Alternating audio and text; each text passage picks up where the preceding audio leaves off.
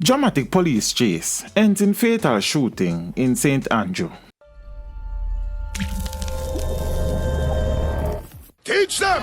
Always make sure the message reach them!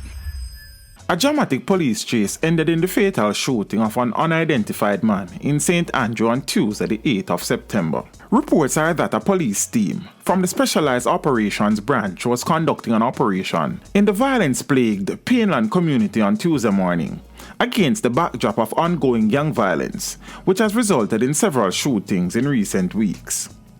The police say while conducting the operation, a silver Nissan AD wagon was seen speeding through the area, after which several explosions were heard. The gunmen also reportedly fired at the police team. The police say the vehicle was pursued through the community and onto Walton Park Road, where the car reportedly collided with two other vehicles in the vicinity of the intersection with Gretna Green Avenue. They say the men exited the vehicle and opened fire at the police.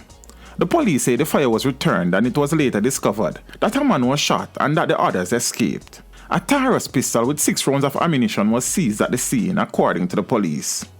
The injured man was taken to hospital where he was pronounced dead. No member of the police team was injured.